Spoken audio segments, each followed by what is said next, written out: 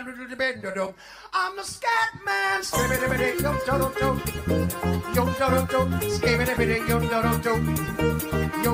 I'm the scat man.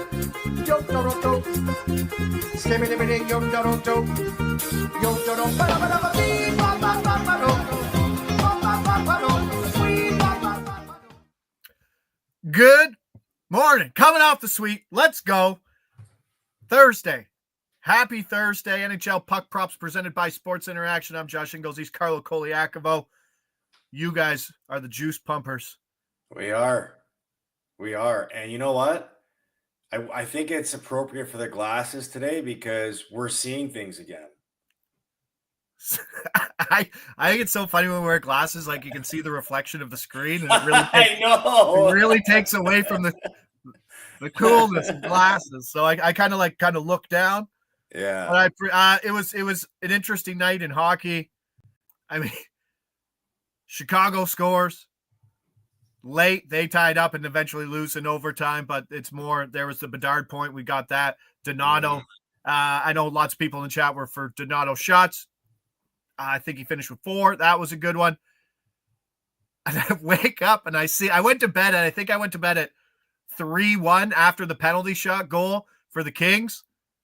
And you're like, okay, going to be a snoozing game. Third, I'll go to sleep after the second intermission. 6-3. You're like, come on. Yeah. Just avoiding landmines. Landmines. First thing I did too, I'm like, I see the score. I'm like 6-3. I'm like, oh no, Kempe. And I look and I'm like, wow, a 6-goal game and we escaped the Kempe point. And the Suzuki point, correct. Yes. And their line mates pointed. So it was one of those weird ones. Usually when we have the advantage of like betting 2 guys to get 1 point, it usually works out. In that case, it didn't. I had some unders. I stacked some unders in that. Didn't work out. But this card yesterday went a perfect 5-0 over 6 units. Wishing I got 2 assists there for old Mika Zibanejad, who looks a little better in that new role. And it's funny how rejuvenated opportunities can make players all of a sudden turn into scorers and point producers. And like to see it. But hey, great day there. One thing I want to point out before we get into the plays, much like NFL prop betting, they don't always open everybody up. I don't think you can bet Justin Watson props right now. Like during the NFL season, you always get those wide receiver 4, wide receiver 5 guys, those markets put in late, maybe an hour before game time. There's a reason for it because there's a pretty big risk, I would assume. In the NHL right now, you're starting to see books open up markets late for guys who aren't there, but just kind of right before puck drop. You're starting to see Alex Newhook. You're starting to see Kirby Doc. Like you're starting to see things where there's lots of value for stacking second line guys when their market's open. Like Rodriguez doesn't have a market right now. He probably will. The Lundell Rodriguez line is there. Andre Palat doesn't have a market right now, but he did late, and that whole line stacked in the other game. So keep an eye on that. Let's get things going. West Coast games. It's a big slate today, but I'm not feeling it. I think I only got like 3-4 plays here today. Let's get right to Leaf talk out of the gate. Toronto at Seattle. Seattle plus 135 on the money line, over under sitting at 6. We're going to go Nylander, Tavares for a point each, plus 115. I know it's not a giant number like we used to get in some of the stuff, but plus 115 is a pretty solid pairing for second line guys when I like on the road. Question to you. Second line guys that are hot together right now. For sure, 100%. And like Tavares hasn't missed a beat. But before we get to that, I want your opinion on this. Mark Masters tweeted out that Berube said, no doubt Willie can win the Rocket Richard Trophy for most goals. This guy gets chances every game and good ones. We saw Draisaitl score another one, so he's 5 back. He's 10-1 for the Rocket. Where are you? If there's someone who can push Draisaitl right now, do you think it's Willie? I want to believe it can be Willie because he's definitely shown that his game has reached another level. But the problem is he plays for the Maple Leafs, and the Maple Leafs this season have had these stretches of scoring a lot of goals, and then they go dry, and then they have a hard time scoring. I mean, in their 4 losses, or sorry, in their 3 losses coming into this road trip, they averaged less than 2 goals a game, and in their wins, they average more than 4 goals a game. So that's where I get a little hesitant on this, but their power play is getting a lot better now.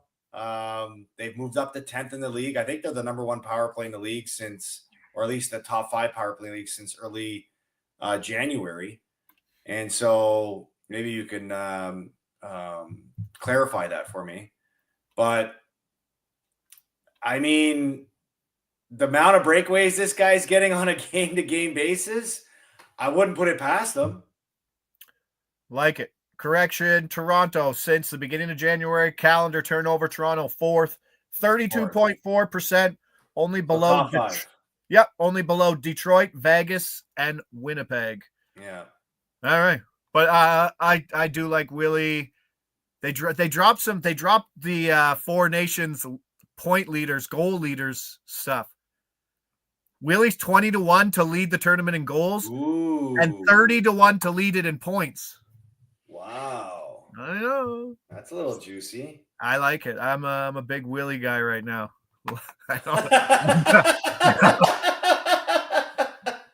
I did. That was not Nylander guy. Yeah. Yeah, William Nylander. Yeah. I'm a big Willie guy. Wow. Comedic timing with pause. this guy. Yes. Yeah. Man, pause. All right. Seattle. Last game of a 5-game homestand. They're 1-3 straight up, 16 goals, 16 against. Seattle then goes to Calgary for 1 game before the break. So talk to me about that scheduling. Like, is that kind of awkward? Your last home game here, and you're like, is that Calgary game maybe one to circle where Seattle no-shows? Maybe. Yeah, I mean, Seattle doesn't have any participants in that tournament, do they?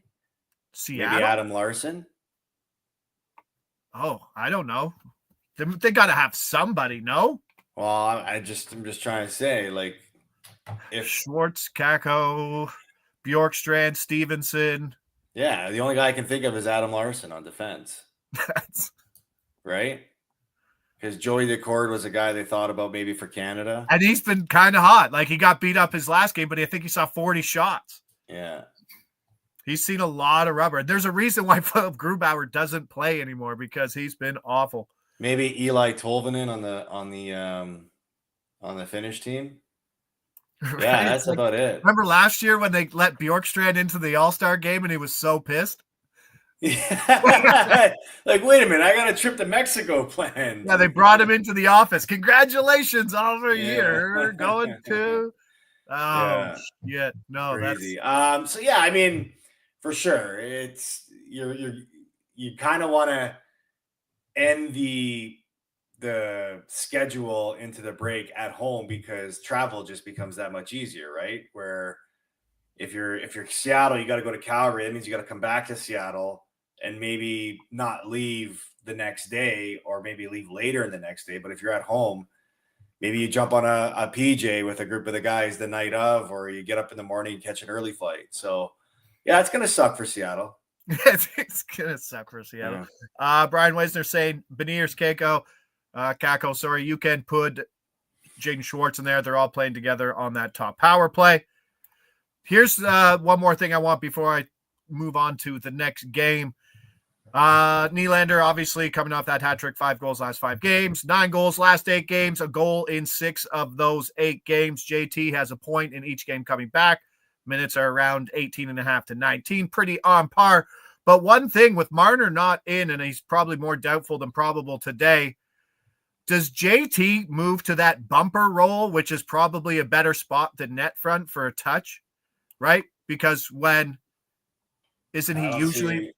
I don't see why you wouldn't. I mean, no, he is though. But isn't his other role on that power play when Mitch is there to be the net front guy? If they go, yeah, because I think Willie is the middle guy, is he not? In that, yeah. No, because Marner's been playing the point lately, right, and taking Riley out. But if they go 4 forwards and 1 defense, then it would probably be Willie in the middle and then JT net front, right? Net front, yes. That's what I would imagine. So now he jumps out to that Willie roll with the one defenseman if they do that. So I think that spot's more advantageous for Well, him. this is what I would try if I'm the Maple Leafs. Is I would keep Willie on the flank there because he's a one-timer threat. Yeah. The thing with putting Marner there is that no one respects his shot, and then not just because he doesn't have a good one. It's just he's not a shooter, right? I get it. It's just and so like maybe you put Marner as the low guy,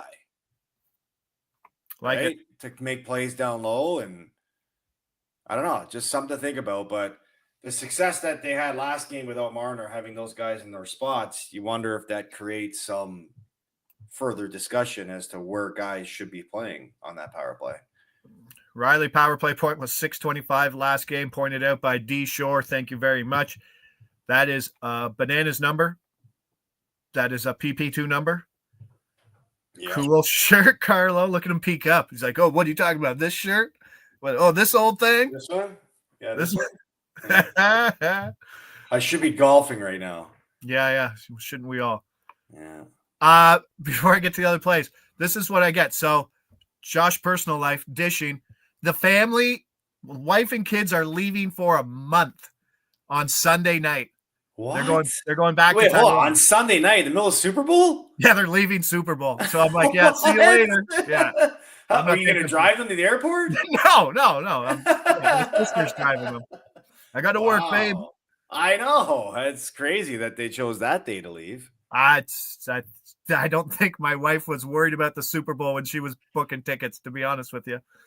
But you might have to check in on me over the next month because, I try not to self-destruct. We got to make sure. You're always welcome here if you want. Oh, jeepers. Oh, yeah. You're going to wish you didn't say that. Vancouver, San Jose. This is where the card gets big. Oh, there's Daddy Sharp. There's some taint tickling going on over there in the chat. Vancouver and San Jose. Quinn Hughes is ruled out. And I have put way too many apples into this basket the first thing this morning. Philip Hronek, assist, plus 140. 2 assists, plus 750. You can get him for 3+ shots and a point for plus 425. This is a big spot for him. He played over 7 minutes on the power play 1 last game. He had 2 assists. It's just such a big spot for a team that's kind of escaped some things, has a second life, and they get to play San Jose, who has their best goalie in the AHL All-Star game and is still down there. And they got Vitek Vanacek and Alex Georgiev, who are 2 of the worst 7 goalies in expected metrics and expected saves per 60. They have a bottom 4 expected goals per 60. They have a bottom 2 goals against over the last 30 days. Vancouver can put up points. They have 5 power play goals over the last 5 games. This is a man who's been playing with Hughes. This is a man who I think can step up and get more points. I don't want to stay up for it. I just want to wake up in the middle of the night and have some winners. But this is just a huge move for a team, or a huge step in opportunity for Hronek and for a team that might be able to have point night here now that everything's behind them, no? Yeah, I think so. I mean, it's a good night for it. It's just they find themselves in these high-scoring games. So why wouldn't you want to take a shot at that? Plus 140, right? Like Quinn Hughes' assist market. He's in the crease, not Quinn Hughes, but he has Quinn Hughes' opportunities. Quinn Hughes for an assist is like what, minus 180 a night? Like that's a massive difference, and it's something you see. So Hronek is going to be the power play guy? Yeah. Okay, then yeah. I mean, he played 7 minutes last game. Just on the power play. Hronek did?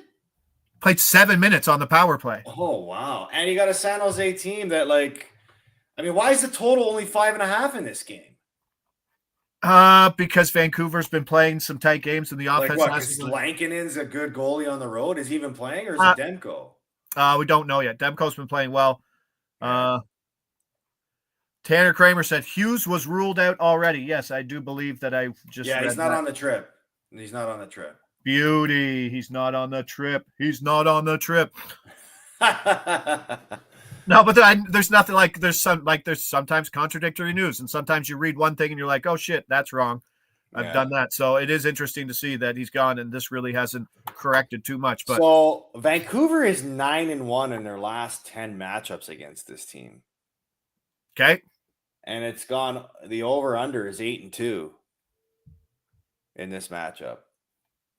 So I'd expect goals. Yeah, I don't know. You can go Georgiev, you can go Vitek. Don't care. Yeah. Goals are coming. It's the only thing that ever worried me when I was betting on San Jose goals, because there's usually two-way scoring because they always give it up. But we mentioned yesterday how much we do like that offense, still like that offense without Michael Granlund, was Askarov, because Askarov was the only guy who could stand on his head and stop 40 of 42. Makes sense. But he's not there. He's not there anymore. He's not there. So, yeah, it's a late one. I hate most of my chips in the late one, so we'll see how that goes. Could be up with sick kids anyway. Let's roll to the next one. Last one. Interesting one. Utah and Columbus. Columbus is plus 130 on the money line at home versus Utah. If Werenski's in, I think it's a rush to go get that number. Yeah, and even just the news of, they lost Marchenko, right? Yeah. With broken jaw. And they're already missing Jenner. They're already missing Monahan. I think the books are just looking at this and saying, how long can Columbus hang on and keep this up with all of these good players missing out of the lineup? And so that's probably why they are valued that way. But, Columbus is one of those teams that, again, they just find a way. They've won. So prior to their 2-game losing streak, they lost 5-3 in Dallas, and they lost their last game 3-2 in Buffalo. They won 4 of their last 5. Now, the Marchenko injury, I think they're definitely going to feel that. That's a huge loss on that offense, considering the year he's had. But Columbus at home, you talked about it. They're 17-5. That is crazy. Yeah, 17-5-3. So that's good value to get for them, regardless of who's in the lineup. But I think if you're running out to, I think the number right now, plus 130, is showing that Werenski's not in. Right? Yeah. They're not going to, it's not going to be, Werenski's out, and then all of a sudden that's going to go to 140. I think that's 130 is about as high as you can see for Utah on the road as a decent favorite. But they've also played 8 of their last 10 games on the road. They're coming off that road trip: Vegas, Utah, Dallas, Buffalo, where they already beat Utah in Utah 3-2 in overtime. I don't know. All of a sudden, Columbus is 2-8 over under. So 8-2 to the under in their last 10 games. Hopefully, maybe things change around. But goals haven't been coming, but they haven't been coming for Utah. But here we are again, second line. This second line now with Gunther and Hayton, they're plus 210. We're going to put those guys together. Second line on the road, point each. It's in that territory of plus 210. This is like where we were getting Patrick Kane and Alex DeBrincat, and that was an always buy price in the 200s. And that's when you saw it come down to plus 160. These guys had 2 points each last game, 20 minutes, and their PP1. That number's a buy probably to about fair price is probably 160. So maybe buy to 180. I think this is a good price here. I didn't want to confuse people, but I do like this stack. But I would still like Columbus money line at plus 130 if Werenski's in. Yeah, that's what I got for that. I agree. I like it. Yeah, don't be afraid to bet on both sides of the things, right? You can bet on Gunther, Hayton, under points. I think that's plus 200. You can bet Gunther, Hayton over a point each. That's plus 210. So you're making money either way. If you go under, unless you get what happened last night with Coffee. You get a split. Point. Yeah, the split spot, so then you're down 2 units. Split, you lose. But, if one of them catches, at least you make money. Yeah, Gunther looked great in his return. He absolutely did. So that's where I'm going with that. And with a 10-game slate, interesting, that's kind of all I have today. There's not a ton out there. There's not a lot of moving pieces in terms of the line. What else did I have? Josh Dones got sent down. We saw correction in the price, and Kent Johnson, who probably shouldn't have a corrected in price because he still has the same role. Sillinger's price changed dramatically. We had Jackson Blake for a point. And he got taken away. Yeah. And they took it on Monday, but that was plus 155. It's now down to like plus 115 where it kind of should be. So like if you kind of do some shopping around, you can always get a price that's just way out of whack. And you're looking at some very, very good numbers before they change. So Andre Palat, someone I'll look for today as I keep looking. Maybe I'll look for Rodriguez point in the stack there, but that's it. So remember, go ahead. I think a good way to look at this slate is similar how we looked at the games going into the Christmas break, where a lot look good. 100%. Yep. But it's like, tread carefully because you just don't know how much guys are actually getting up for these games. Caution. Yeah. Okay. Jack, is that Jake Moore that was I forgot what was his big bet yesterday? But he got kicked out, but he still hit the that's what he did. The old money line favorite parlay of Oilers Kings. Must have been a third period. Oh, nice. Jesus. That Oilers game must have gave you 3-1 to give up 3-1 lead late to Chicago. That's brutal. Okay, what's up? No Blues Hope line. It all gets better for you, Jake. No Blues line. I don't like if you want the three guys. What is Kyrou on that? I think Kairou's now on that Buchnevich Thomas line. I don't love it. Like I don't love stacks, and it's kind of just to what Carlo said right there. It's how much are these guys invested in these games right now? Like let's just get out of here. There's 2 games, 1 game for some, and you're kind of done. Riley assist is plus 150. Mr. Gerg, I did look at that. That was something I kind of almost got on the card, but I stayed away from it. But like Riley assist, Hronik assist. There's maybe there's a little assist layout there for you guys looking for big things, but we got to get going. That's it. Let's be smart. Let's not overdo it before the break and then sit over for 2 weeks and be like, oh shit, I shouldn't have overdone it, man. These guys weren't even trying. But hey, like, comment, subscribe, do all that before we get going here. We got Adam and John dropping NBA props coming on after us. The boys are still down in New Orleans, getting Sims to draw up random plays with things on the line. Game on the line. Sims, what do you draw up? Oh, really? There's that stuff available there? That's pretty cool. No, it was just J-Lo going around to media types, right? And being like, can you draw up a play? Game on the line.